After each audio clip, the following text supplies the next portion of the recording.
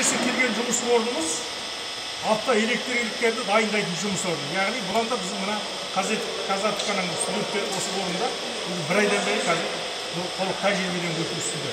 Азамат, Тосай, Ерасыл, Жали, Ақтан дейтін жігіттер. Біздің көріміздегі алдыңғы қатарлы студенттер осы адамдармен міне тәжірибе орнына жетекші келді. Бұл жерде отырған жігіт, ана жігіт осы тәжірибе жөнінде осы жігіттерге жетекшілік жасап, барлық нәрселерді үйреніп жатыр.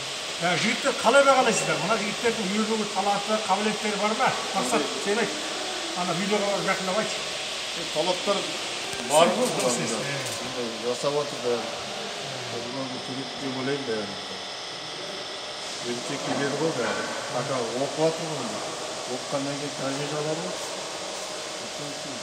Өздеріңіз білесіздер, бұл жігіттерді біз әдейі сабақтан босатып, осы жұмысты өңісінде жібердік. Яғни бұлардың уақыты шектеу 2 айға жібердік.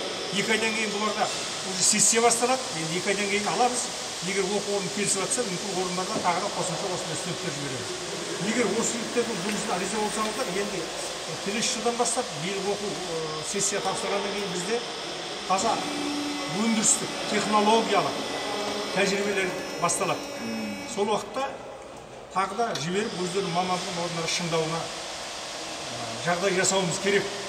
Бізге қазір тек қана оқыту деген қағаз алып шығатын ондай студенттер қажет жоқ. Бізге қазір тәжірибе орнынан өтіп, қолынан мамандығын алып, сол мамандығымен барғанда кез келген автомобильдің электр жүйесін немесе анау агрегаттарын шашып, қайта жинауға қабілетті сондай студенттер керек.